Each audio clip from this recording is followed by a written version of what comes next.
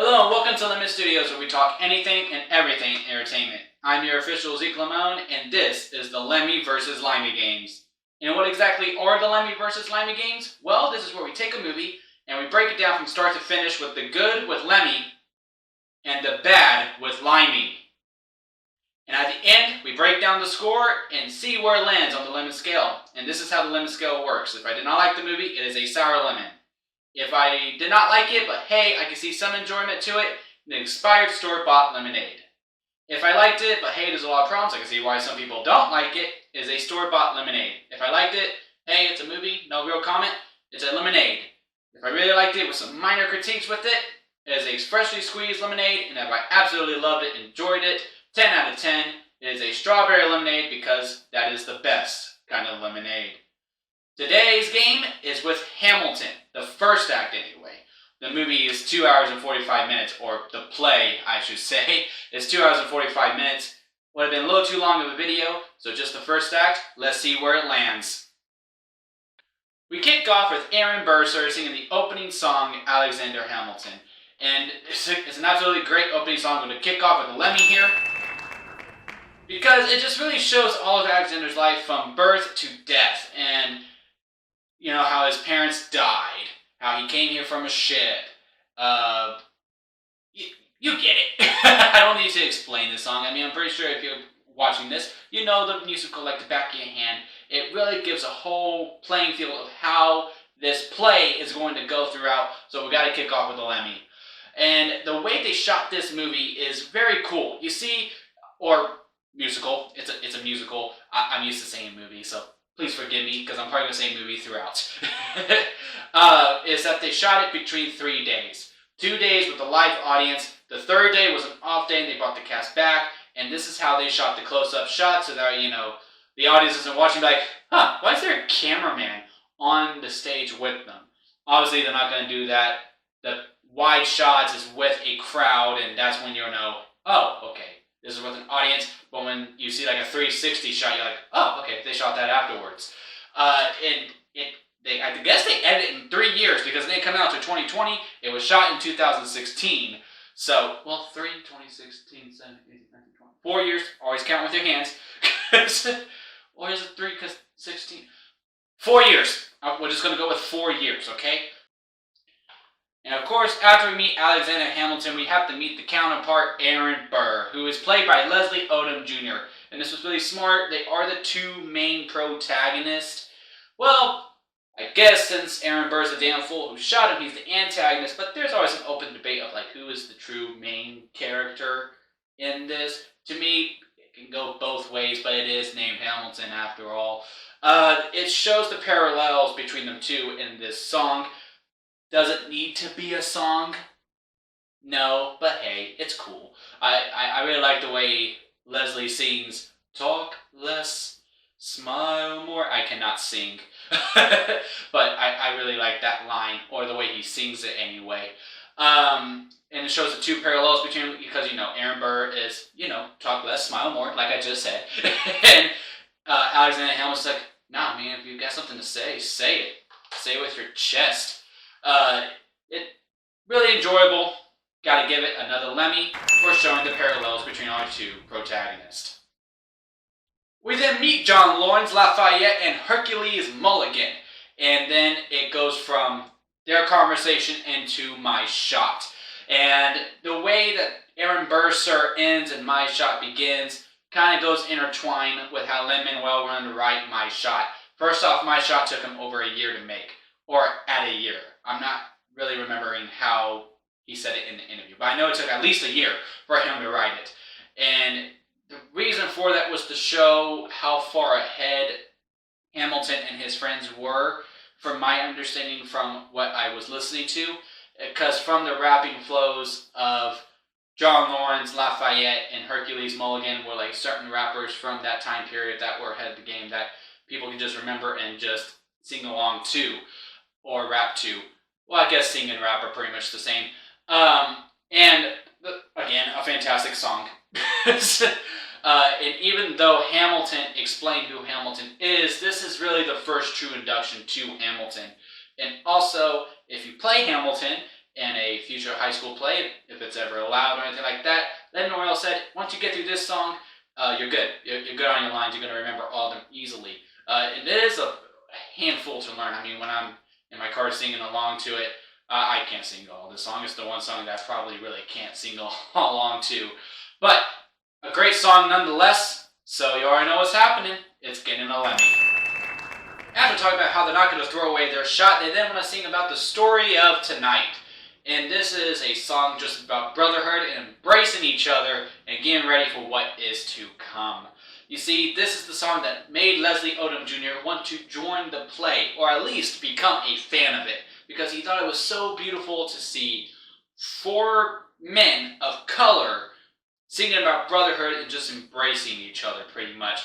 And, you know, he has a really good point. You never really saw that on stage in musicals or hell, even in movies that much. And I can really see why he'd be like, you know what, that's pretty cool. And, you know, just seeing, like, what's at stake. Like, they're like, raise a glass to freedom and all these things. Like, they're just getting ready for, like, we're going to change the world. And it's a really nice calm before the storm. It is then time for the Schuyler sisters. There is Renee Goldsberry, who is Angelica, Philippa Sue, who is Eliza, then there's Peggy. I'm really hoping I pronounce the actresses' names right. Don't worry, I'm going to get to Peggy's actress's name later. There's just a reasoning for that. A lot of these actors have double characters, and I'm waiting for the second character to show up, so I'm going to give those actors their names in the second act. So please don't hate me for that. I'm not trying to discredit anyone. But Peggy is not really around in this act, so I have my reasonings, okay? I really enjoyed the song to show the differences between the sisters. Angelica is obviously like the ringleader. And then there is Eliza, who, you know, she's nice and quiet. And then Peggy, who seems like your typical little sister. Like, come on, Peggy. Just come on. It's going to be okay. It's going to be fine. You know, when it's like when you tell your little sister or brother, like, now look, here's what we're going to do. And then your parents come bursting in like, what? Or if you have kids, you probably heard that conversation yourself. Very enjoyable song, but now is not the time for Lemmys. It is the time to give a Limey. And it's simply not for this song, but for the song after it. Farmer Refuted, I believe is the title of the song. And to me, it gets a Limey because it doesn't need to be a song. Now look, I can acknowledge there's a lot of great things. The choreography is splendid. It's a comedy song, and I enjoy it for what it is. Like, I don't hate it, but Limey hasn't gotten any love, and this is not a standout moment for me, honestly. It's a skippable song. It's only like, what, a minute? Maybe less? It just doesn't need to be a song to me. This is where they could have had quick lines, if you will. Like, the fact that this is an official song and the soundtrack, for that alone, to me, it gets a Limey because this song just doesn't add up to any of the others. We then meet the King, who is played by Jonathan Groff. And if you don't know who Jonathan Groff is, he is Kristoff in Frozen. And he's also in Mindhunter, I believe. I need to get on that show. And he's fantastic.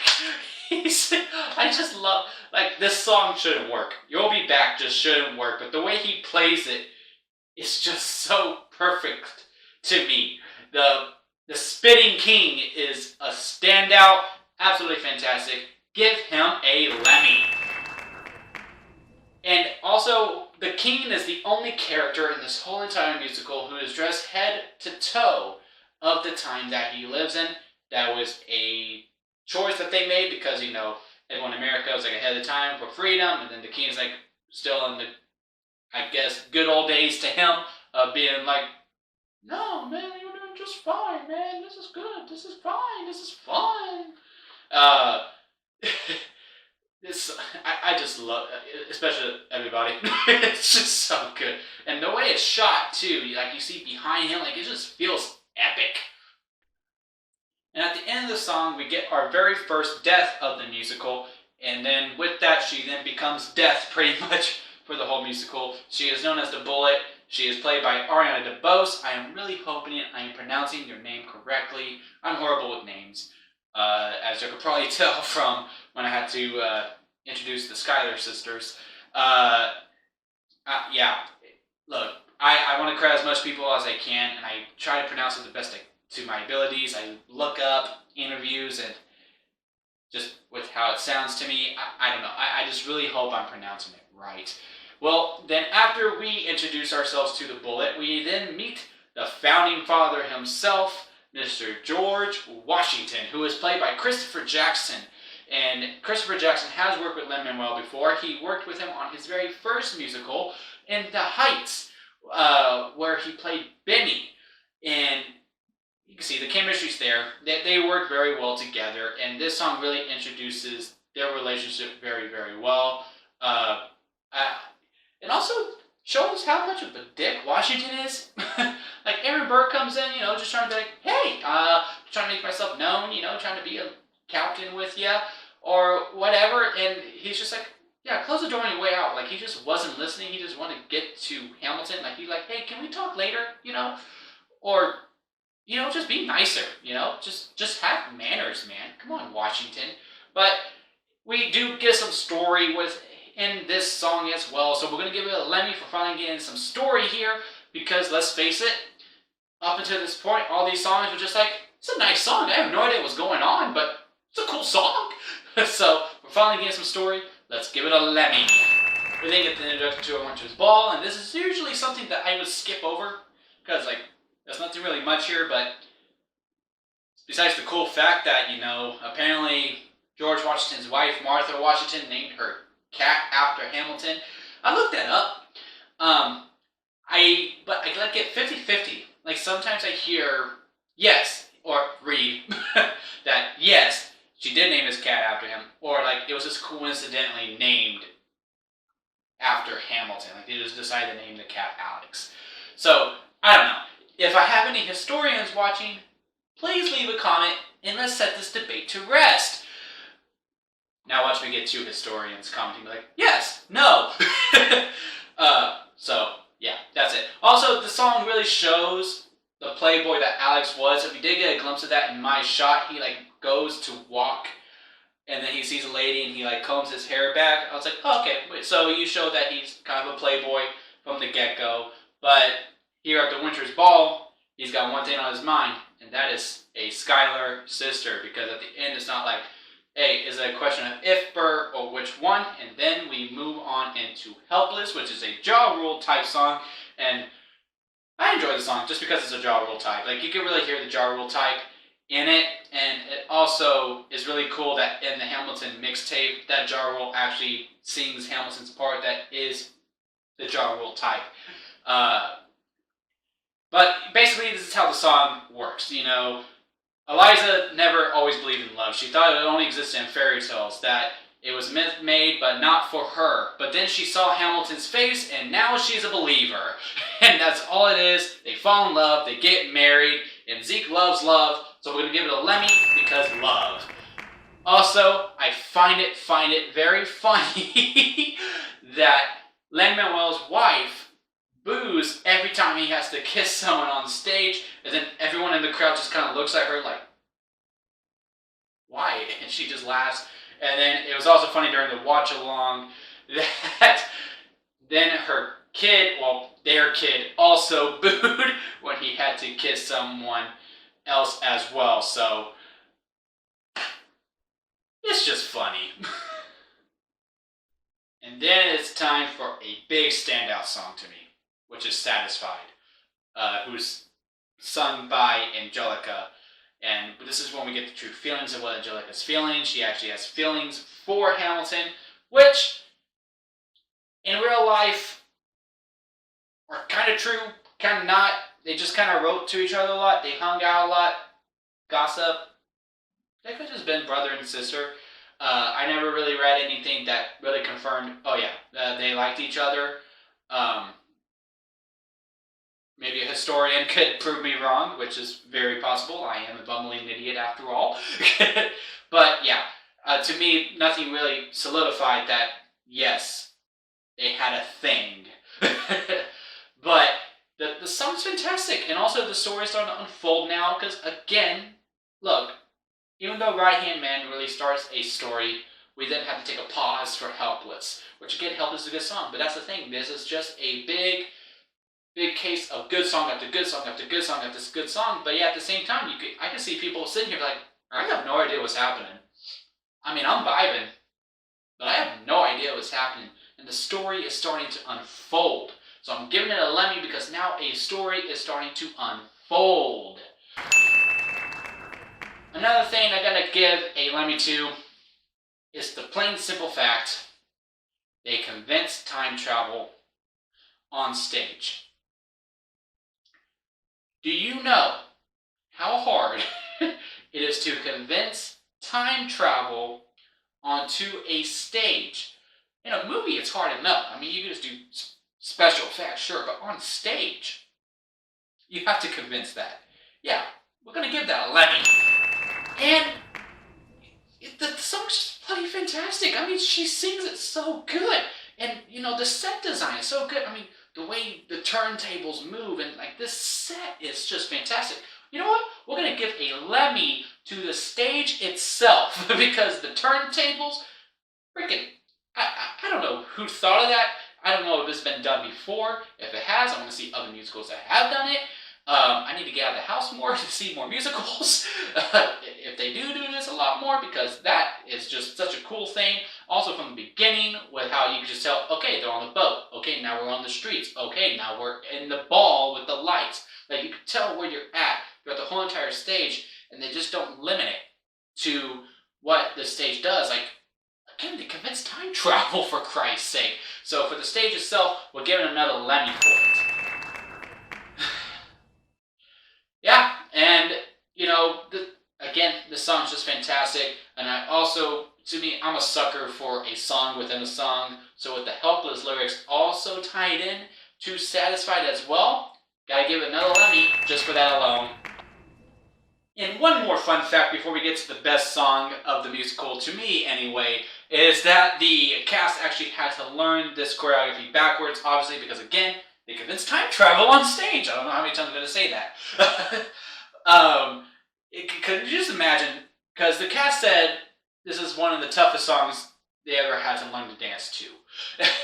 Or it's probably the toughest song they learned to dance to in the whole entire musical. And could you just imagine, you get done, you're like, okay, alright, we now know it. We don't have to go through all these steps again. We know it. We can just move on. And then the director comes in and be like, yeah. So, for the next song, you have to do all that again, but backwards. And then forwards again. In a different tempo as well. That'd be great. If y'all can do that, please, thank you. I knew y'all could do it. Like, come on, man. Like, that's going to be just a fun moment. Alright, so then we move on to the story of Tonight We Praise, and not much to talk about here as well. Len and his friends are drunk because, they're celebrating that he's married. And then Aaron Burr shows up to give his congratulations, and then this is where we find out that Aaron Burr has been messing around with a married woman named Theodosia. And yes, in real life they did have an affair, but it wasn't really known, or it was known, but no one really said anything about it because they didn't go public until after her husband died of the yellow fever. And there was a big age gap between them. Well, I guess not big. He was 25 and she was 35 when they got married, I believe, or they started dating. It was one or the other. And then we move into, wait for it. It's the best song to me. Again, I said it once, I said it again. To me, it's the best song in the whole musical. This is when you really learn who Aaron Burr is and why he waits for it. He doesn't speak automatically. He talks less. He smiles more because he has this girl that he really, really likes, and so many people have tried, but he got it because he's willing to wait for it. And then his parents died, and like he says, love doesn't discriminate from the sinners and saints, life, death, all these things. It just takes and it takes and it takes, and if he's still able to stand around, he's willing to wait for it. And he also has some respect for Hamilton. I could just go on and on and on about this song, from a character standpoint, from a beat standpoint, to the lyrics. Everything about this is what a true song to me is for a musical. It's a standout moment for me. So here's how a standout moment works. You get 5 points for it. So 5 Lemmy points for, wait for it. And yes, you can get 5 points for being bad as well, but this is a good standout. It then gets you Stay Alive. And this is where we see our first case of the bullet. And she misses Hamilton. I guess that's foreshadowing, if you will. And then we get to the 10 dual commandments, which explain the 10 commandments that you must follow. Thou shalt not shoot first until you get to commandment 10 and all that jazz. Another fun fact, Aaron Burr was not Charles Lee's second. They just had that in there just to, for story purposes, to see like, oh, their paths always cross. They always have to cross one another and all that. In reality, Burr and Hamilton really didn't communicate that much. Until the very end, obviously. So, yeah, there's that. And honestly, these 2 songs are borderline limey to me. But they're not, because they are necessary, because you do have to explain the story of how Hamilton got out of the army, how his own mind, if you will, really stops him from being really successful, and you kind of get why Washington won't. No, I'm not going to put your command. Look what you just did. You just shot. You aggravated our allies, man. Like, I can't put you in charge. You might cause more harm than good. You mean well. There's always those people like yeah, you mean well, but you need to learn a couple things mentally. You're great physically, but mentally, you're just not there yet. Once you learn that, you're good. And so I get why these songs are here, but to me, it just feels like all the momentum stops. Like you're building all this thing, you got banger after banger after banger. And these songs are fine for what they are. They're just not up to the top tier as the other songs. And it just feels like everything just stops because, like, okay, now we have to explain this. It's kind of like when you're hearing a story from a friend. And, they're explaining. And then you're like, well, wait, what about... So that whole story has to stop just to explain that one part and then move on. That's what it really feels like. Again, not worth a limey, because I would kind of contradict what I'm doing. Well, what my main complaint was at the beginning anyway, I should say. But, again, momentum just stopped to me here. We then go on to Meet Me Inside, where we learn that Hamilton does not like being called son. That's really it. He gets kicked out of the army. That was enough. And speaking of that'll be enough, that's the next song, and we learned that Eliza wrote a note to the general about a month ago to explain that she's pregnant. And did she? Let's find out. Rewind that real quick, Draven. Huh? She sure did. Alright, give her a Lemmy. Story.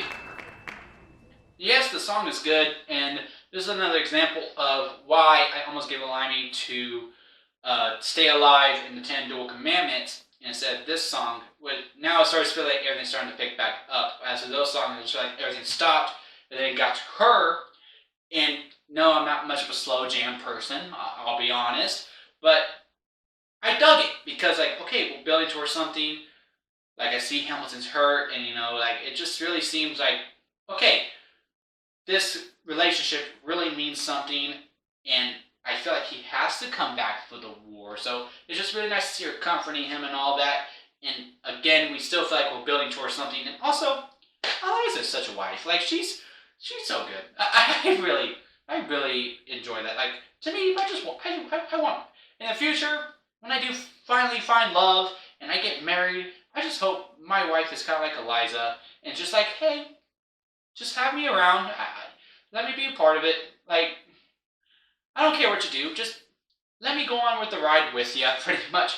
Come home. Like, let me see you and all that stuff. If that's all that she's bugging me about, I'm going to be a happy husband. And then Aaron Burr comes out and gives the introduction to Lafayette, and then the crowd roars. And he did this for George Washington too, and it's just really cool how he does it, because it's literally like you're at a wrestling event or at a boxing event, because he's like giving the grand entrance, and like the crowd cheered both times for them. So like, just really, really cool. I'm not going to give a Lemmy for it, but I think it's props, and it deserves to be said. And I'm going to break my rule for not saying these actors for their second character's name for the second act, because he set a record here. He said 19 words in 3 seconds, I believe, and that is Daveed Diggs, who plays Lafayette, set a record for Broadway.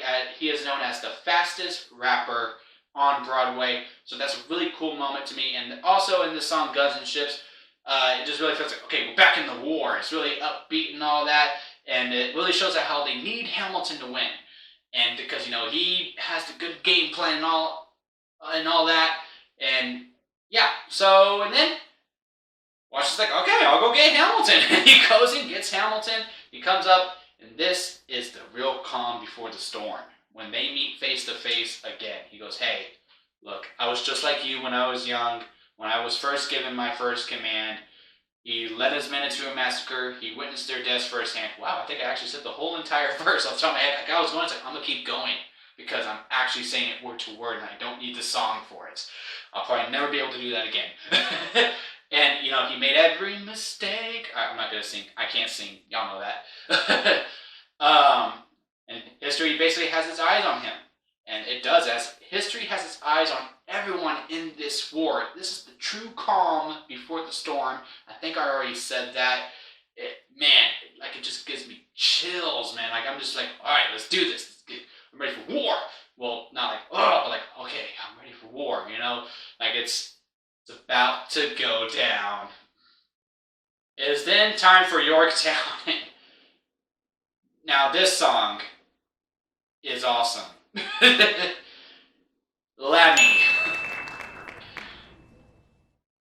To the beat, the lyrics, story, it's almost another standout. It really caps off this whole Revolutionary War. It really shows how America needed all the help they can get. They needed their allies. And also, when Hercules Mulligan comes out and goes, I'm Hercules Mulligan, and, he spies on the English, and then he smuggles it. In real life, he didn't really do much of the spying. He was assigned spyer, but he really sent his slave, Cato, to really do most of the spying. I found that very interesting that they didn't add that, especially with how pro everyone Lin-Manuel is. That's not a knock. I guess I get why. I'm just really surprised that they didn't explore that a little more. Then I guess they would have to create a character for Cato and all that. But I don't know. I think that would have been a really cool thing to actually add in the lyrics, like maybe a verse saying that he would send his slave to go out. But regardless, the song is great, and his freaking bar that Hercules Mulligan raps is freaking fantastic. My blood gets amped. I guess that's why it's the final umph to it until the English, they hear that rap and the English just said, "Aye, we forfeit." Here's the white flag, basically right after he raps all that. So, I mean, who am I to get mad about that? And then the king comes out and, he's a sore loser. He's like, what comes next? And this is, again, something I would usually skip. But I'm going to give it a Lemmy for this just simply because when he goes, I'm so blue, and then it turns blue. I chuckled. I found it very funny. Lemmy. Then it's another song that I am hesitant to give a Limey to. I'm not going to. But Dear Theodosia is a fine song. I don't hate it. I don't hate it. But at the same time, I'm like, why are you here? In hindsight. Yeah, you show the contrast of the two dads, showing how parallel their lives are. They both had kids at the same time. Burr has Theodosia, who is named after his wife/girlfriend. I don't know if they're married at the time when he has Theodosia. And then Hamilton, who has one of two sons named Philip.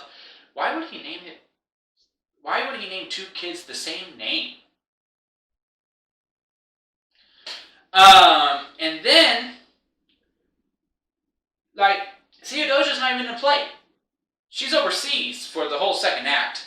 But then when she does try to come back, her boat actually gets missing and her body was never found, so she is presumed dead. Man, that's gotta suck. I could not imagine being a father and going through that. Waiting for your daughter to come home and the boat's just lost and just never arrives. Like, ooh, man, I feel for Burr there. And then, with Philip, we'll get to that in the second act.